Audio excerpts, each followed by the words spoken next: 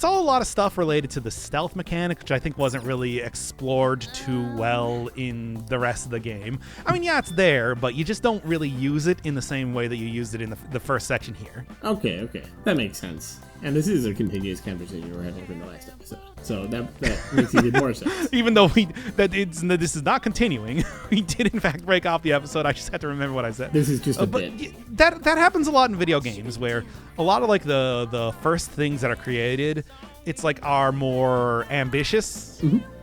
The first thing I always think of is one of the Castlevania games on the GBA, where one of the first things you do is like knock over a pillar to create like a path to the upper floor of the room you're in. Mm-hmm. That never appears anywhere else in the game. Yeah. No, and I mean, basically, the way that the order, I mean, I think this is common across media, just like sometimes you start, the first thing you do is your closer, or the first level that you have is the basis for the entire rest of the game. And everything else is building to it. So it's kind of like, that's a really common thing that happens. Yeah, I mean, you know where you want things to go, and that's again one of the reasons why I was thinking maybe it is going to start to turn around here, because this is the start that they had planned out this is the ending they had planned out from the start. This is the real game, in other words. Like, this is not the filler that builds up. But then we saw. Wait a second. What if the idea is that it's just like, yeah, that was supposed to be the fall from grace, and then they forgot to write it in? Yeah, and that's kind of the problem, is like, you have to like deliver on it. You have to be consistent in order to make it feel like this is the real ending, instead of just retconning it in as if you did it, as if you actually wrote it. Well, we know this isn't the ending. Of course.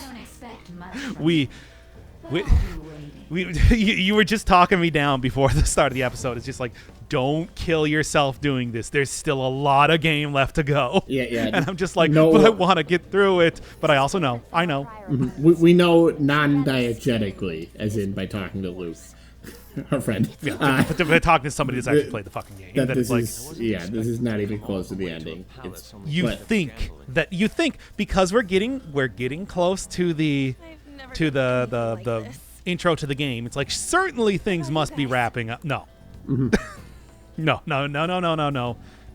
But anyway, going on the other thing that we were talking about last time, you can see that it's just like the actual customer-facing stuff. We get like this rain of cards. We get like the big flashy slot machines and everything. It's like, there's design here. Mm-hmm. This is why I think this one might have been created later. Yeah. Like the first part of this, that was one of the first things they made. This part was made with the rest of the game. Yeah, this feels like really solid. Like the casino, it's got that lighting and stuff. It's interesting. Mm-hmm. No, it's just weird that it's like they wouldn't. I was about to say it's weird that they didn't go back and touch something up, but then again, wait. How many times have we made that observation? And yeah, we're getting the. I was talking about like environmental storytelling. Yeah, it was when her husband died. Her dad. Mm-hmm. My sister took on. Remember that she's. This is Makoto and Sai are sisters. They are sisters. Yes. Uh-huh. Never forget that. Yeah, as opposed to mother and father. As opposed to mother and father. Which they clearly were at the beginning. Like, yeah, I mean, you know. They barely changed. Second cousin removed. How does the removed thing work? Tell me. What was that? How does like second cousin twice removed work? Oh, it's like it's one of those things where it's you kind of just you draw out your family tree and you have these you have your aunts and uncles and you have your like you got to think like your siblings are your 0th cousin. And you're like your negative first cousin. Yep. It's the number of generations that you have to go back before you find a common ancestor. And, okay. And that's how you determine the number of cousins. So like, and actually like the terms like aunt and stuff, aunt, uncle, niece, nephew, nibbling, as I've seen in certain videos, which is adorable. But I have never heard that. Yes, nibbling, like the Ring Saga, niece or nephew, but. You figure out like the ancestor that you're, the generation that you're going to get. It's a common ancestor. That's how you determine the number of cousin that you are. And then the once and twice removed and so on. That's just how many generations you have to go. That you have to go up or down once you determine that common ancestor. So okay. Yeah, and so like your aunt or uncle is like your second cousin because you share, or your first cousin because you share a grandmother, for example. Okay, so it's it's, I'm gonna say it, tree traversal. It really is, and it's like, so that would be, so just to be clear, your aunt is your first cousin because it's just your grandma. You only have to go up one generation from your parents once removed, I believe. Okay. I think. That makes sense. I could be wrong on that. Well, anyway, we gambling, baby. You ready? You ready for the game? You ready for me watching me play blackjack for 3 hours? Yo, I actually cut that out of Tangle Deep. No, it wasn't 3 hours. It was more like 20 minutes, but... You know. Also, this is like the only time that you see a shadow that just straight up doesn't have a mask on, just hanging. Yeah. They almost always have masks on. I don't know why they don't here. Like, yo, the whole like thing where you tear off their mask is like what causes them to turn into the demons. Why is this guy next? Whatever. I like that Ryuji's just like having trouble with it. Yeah, there we go. Yeah, defendants in Japan are prosecuted with 99.9% success rate. There you go. Are all those verdicts accurate? And you're so naive. And you sussy baka. What is that? Parks and Rec. I'm gonna have to find that because it literally is talking to Anne. You know I can't cut that in, otherwise CBS will kill me. They will send the execution squad to execute me live on television like Ray Kroc. Literally, here, I'm just going to quote it. It's like, "Oh, Anne, you beautiful, naive, sophisticated newborn baby." I always like that quote. It's apropos. Yes. And it literally is talking to Anne. So. Shut the fuck up, Yusuke. If you can't appreciate the aesthetics of a casino, which are literally designed to be aesthetic, it's like, what sort of artist are you? Yeah. Well, maybe he doesn't like the specific aesthetic, though. He is very pretentious. Yeah. That's true. Let's also go check out the slot machines. I mean, obviously, we're going to play the one that's not the slot machines, but, you know. Hey! I know how slot machines work. By the way, we're here to make money, not to play your games. Well, I got good news for you. Makoto. I don't think Makoto knows how a casino works. Yeah. You stupid teenagers. You don't know anything. You don't know about aesthetics. You don't know about casino games. Well, anyway, it's Garula. This I remember being a very frustrating boss all the way back in Digital Devil Saga. Not so much. I like that, like, anytime I'm like, oh, is that a good... I mean, this has come up a lot. Like, oh, that enemy's really interesting. Oh, yeah, it's SMT. Oh, you should know that it's like, I got, like, Pokemon level knowledge of each one of these characters. Yes, I've gathered that. By the way, they don't even call it, like, Garula until you get it as a persona yourself. I just instantly recognize it. Yeah. And I'm like, oh, yeah, that's got usually got wind-based magics. You know. That's sort of... Like, this is not even a Pokemon sort of series, and I still have knowledge of that about it. Yeah. Oh, my God. I just noticed Robin Hood's fucking chest has like a Superman insignia on it. Yeah. Oh man, I didn't even notice that playing the game before. Oh, Garo, you're killing me with with everything that you're about. And by the way, what a good character. I gotta point out, like, you know what? They're doing a good job, like, explaining why things are the way that they are in this thing without being condescending. If you don't know what a casino is. Well, I mean, if you don't know what but I mean, like, the whole thing with the metaphor for justice and stuff. Oh yeah, it's in Japan. There's 99%. That's useful context. That is, and they're not being condescending about it. Wouldn't, to be fair, it's just like normally that would be like, yeah, we fucking know if we lived in Japan. Yeah. But this is actually kind of useful for us here, so You know what? I'll give them that one. I don't think I think that they designed that with wasting time in mind, but to be fair, it's like here the context is actually kind of important. Oh yeah. No, I mean, and like a lot of times they're just like, oh yeah, you can use doors. Like you can open doors to get to other areas. Yeah, exactly. Use keys to open doors. The comparison that I always like making, dedicated cutscenes for every time you press a switch in Fatalis Palace, but it's like, no, this is actually like, yeah. Once again, it's the sort of thing. Don't get my hopes up. They did seem to do a pretty good job with this palace. Anyway, all right. So this section, I actually spent a really long time wandering around. So we're looking at like the speedrun version of it. Mm-hmm. No. It's it took me a little while because these are some big old areas, kind of befitting of one of the late game palaces. Yeah. Imagine that this would take like 3 times longer than what you just saw there, and that's with cutting out each one of the fights. Mm-hmm. And also, I just want to point out, like, it's possible that even if you're in Japan, you might not necessarily believe that about the justice system. So they're just like putting it out there. They're just being very upfront. This is what we're trying to say. This justice is rigged. So I'm not. Yeah. This is decent, what they're doing here. And anyway, I can't remember the name of this character. It is a darkness-focused one, would usually cast a lot of Madoon spells on you. Also a boss in one of the previous games. I can't remember the name, though.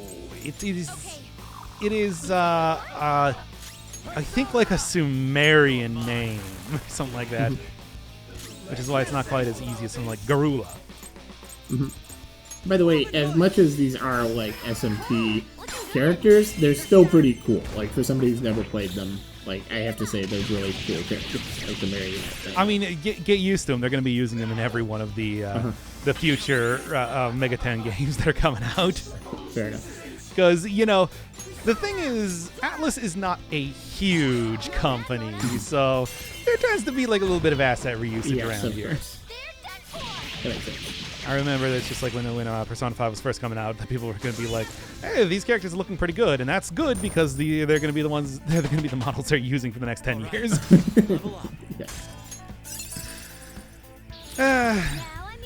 Getting Dioran on everybody. That is the full heal skill. So, again, would normally... Again, look at him!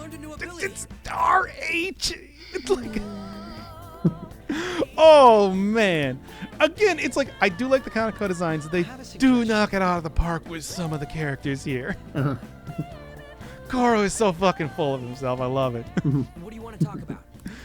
I've devised an easier way of doing this. A way to get instead of making things fair, we're going to just cheat. All of them well, yeah, I thought that's... they're actually kind of like treating that as like a... My God, Goro's so pragmatic.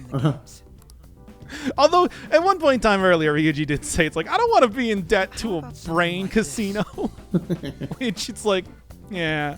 That is it's really funny that he's just like, that's the limit. Like, I'm fine going into somebody's brain casino, but owing someone money in that's too far. And the other thing is, it's just like, man, I can't believe that we're going to be so bold as to cheat in this brain casino. That we know is already cheating itself. Like that is like... that is already cheating us and is also fake. It's a brain casino. Like, it doesn't mean anything. It's like you people are idiots in the way that you want to play fair. It's look, this sort of naivety. I would understand this if this was not a brain casino. Yeah. It's like, come on, dudes. Like, yeah, this is at least in a certain way crossing a line for Goro is what I'm trying to get at here. Yeah. This character who is the only person who would have any sort of access to talking to Shadow Nijima if the rest of the party wasn't here, because the main character is the only other one with an access. Just point that out. Yeah. Also, really, this is not foreshadowing. Yeah. Actually, I really don't know if it is foreshadowing or not. So, are you actually playing the game? Yeah. Okay. You do, in fact, play. By the way, you can actually play this game even before you turn off the cheating system. Okay. It's just, Yeah. Look, these are not real gambling games. I don't know if you didn't get that before. No, I didn't. Unlike a lot of other RPGs, you do not, in fact, have gambling minigames in this. Okay. It's a story thing. Is there a way to... Which is good because, you know, you don't actually want to watch me play gambling games for an hour, presumably. Yes. Or maybe you do. I don't know. I can't. I don't know what. Look, man. Maybe that's what the people demand. They want to see me sit down with Martini and play Vegas slots for an hour. I don't know. Certainly, I mean, let me just say this right now. When it comes to streamers and gambling, it's usually a pretty common thing. You'll notice. That's not surprising to me. Yeah. Watching somebody gamble is kind of a visceral thrill for human beings. I mean, certainly there have been like actual YouTube channels and everything based around that, and then they got in a lot of trouble when they were clearly cheating. Yeah. I had not heard of that, but that is enjoyable. Yeah, that's the era of loot boxes was an interesting one. Oh, are you familiar all you gotta do with is the just whole make it dream seem thing with like Minecraft? Not Minecraft, but more like CS:GO and stuff. Oh, okay. Because where it's just like all you gotta do is you just gotta react like this is not pre-recorded. Well, in Minecraft, the interesting thing is that like it was like a speed run, and they managed to do a certain phase of the game unusually quickly. Like they got unusually lucky. And what happened, the fallout from that is somebody used like math. Like they commissioned a mathematical report to show how unlikely it is, and then Dream hired his own mathematician to figure out, like, to prove that it was actually completely reasonable. And so it's this really ridiculous controversy, but it was like pretty clear. Like, you know, the math is pretty clear. Like it was the most unlikely thing. Like it would, I saw a video, I think it was by Stand Up Math, like Matt Parker, where he just showed that like the most it was more unlikely than if every person on Earth did something every second for a century.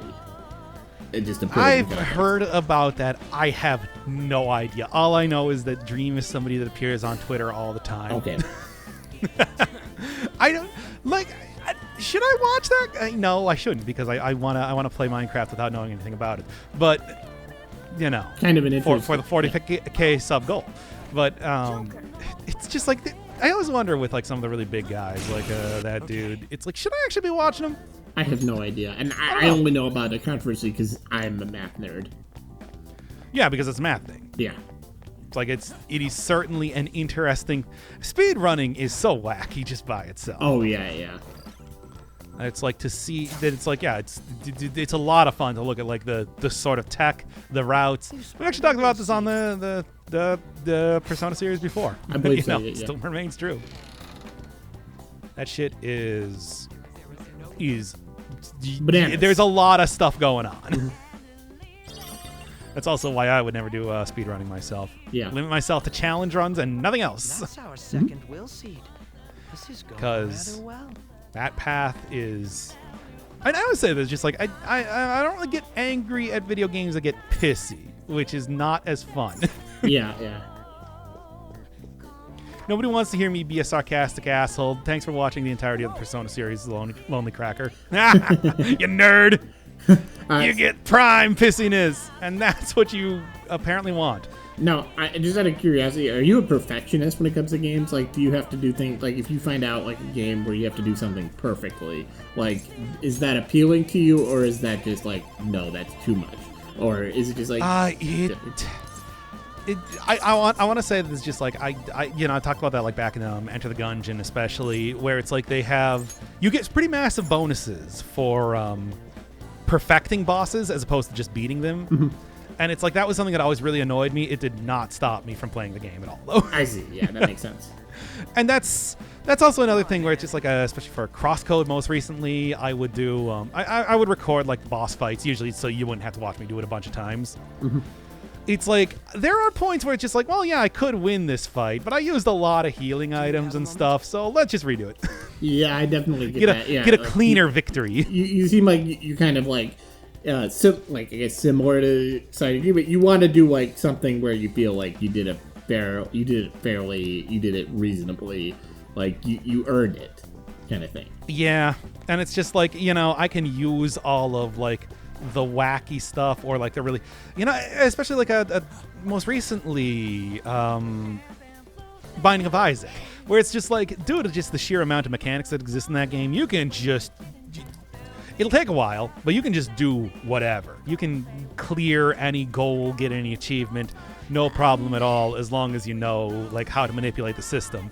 But it's like I purposely am like, I'm not going to do that because I don't think that's as interesting as at least trying to play the game by its own rules. Yeah, no, I understand. It's like, just because I know ways to tilt the balance, exploit the unlimited mechanics and stuff it gives you, doesn't mean that I necessarily want to do that just for the sake of winning. Yeah. Very much unlike the casino that we're currently in. By the way, these are some interesting shadows. Yeah. Just putting that one out there. Somehow I'd imagine that this is some people's favorite palace. It's kind of... Also, Sinojima does have good taste. Anyway. It's kind of a weird mix because this kind of feels like... Yeah, I think right here. Like, this is very... Oh. Uh-huh. Okay. God damn. Yep. But, like, I feel like this is kind of a weird mix of, like, okay, it's kind of these really glitzy, interesting... Yes? Oh, yeah, I think we're having some... I thought I lost you for a second. Yeah. I think this is an interesting palette because it's kind of this...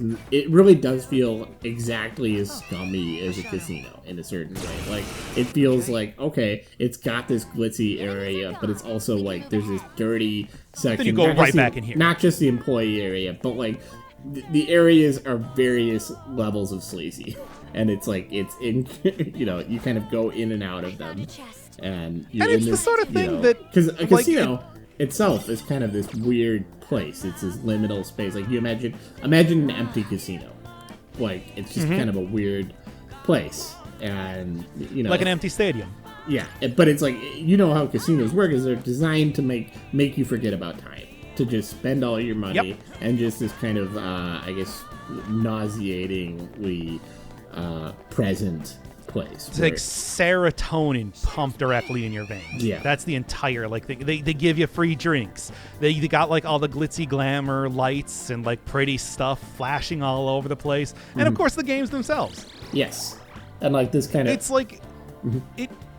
That's what I was talking about, where it's just like, come on, Yusuke. They're designed to be like this. No, it's... And, of course, it's like, then you also have, like, the back areas, and then you also have, like, the entire thing with, yes, this is representing...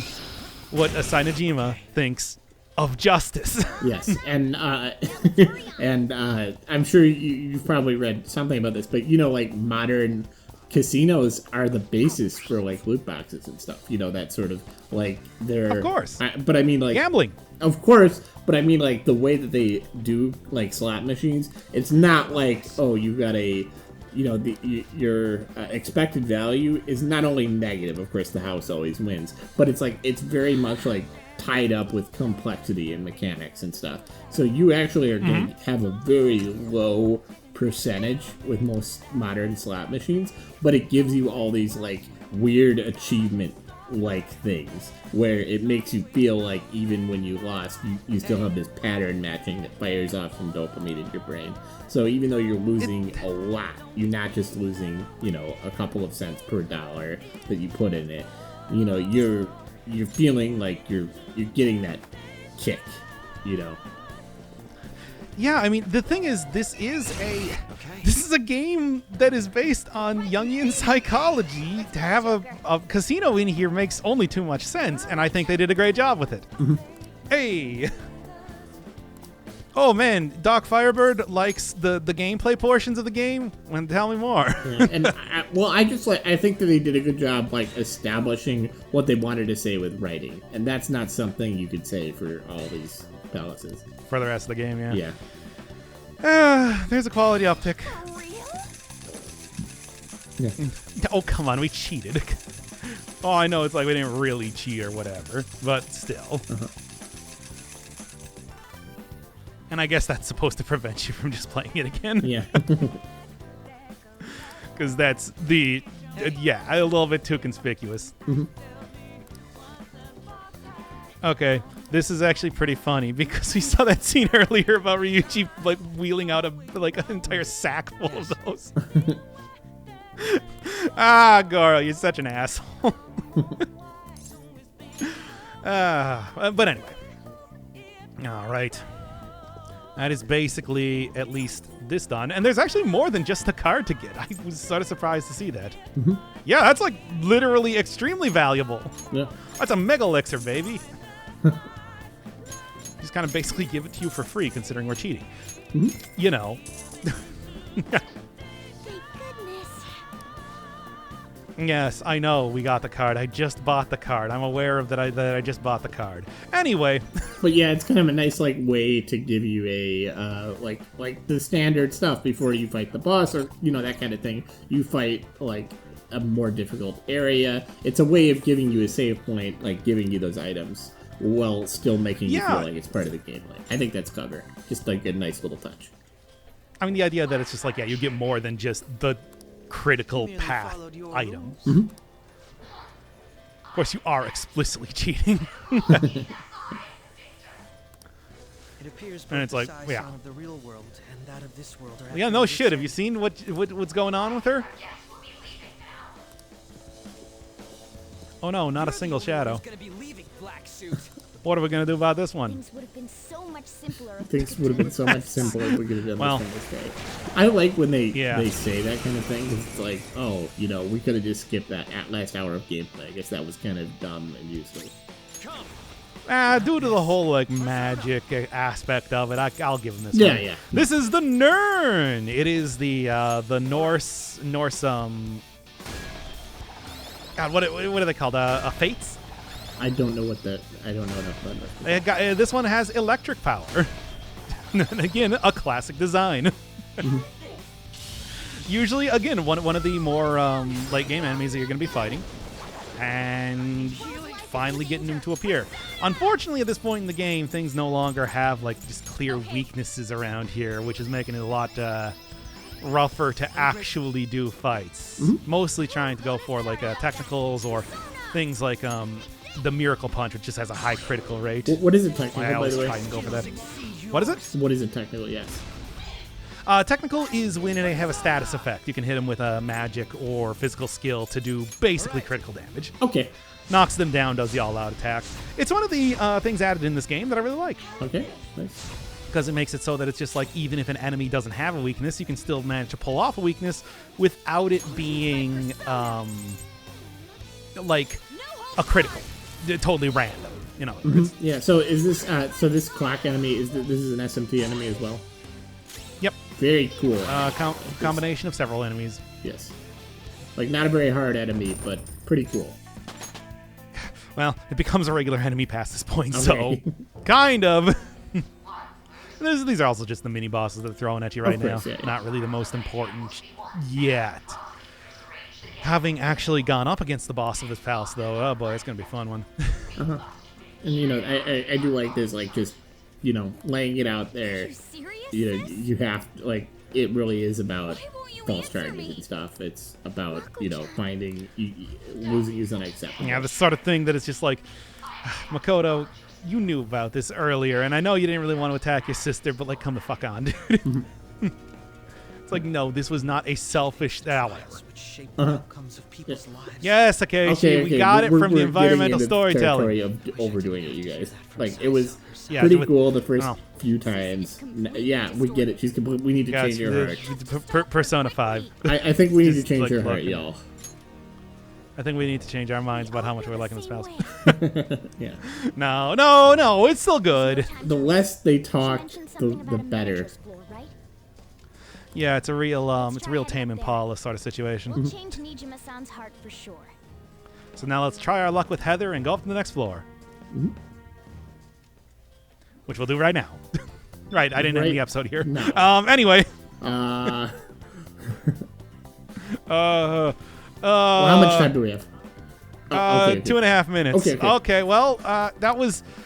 I guess we kind of like did the... Well, hey, how did you think this episode went? Sweet Georgia Brown. So I thought this episode was pretty good. I don't know. Oh yeah, this is decent. Yeah, we're just kind of killing time. What are we gonna do? Well, yeah, I mean, we also do like the after episode vamp. Well, not even vamping. What am I talking about? We're not on camera stuff anyway. Here's a pretty arbitrary. Okay.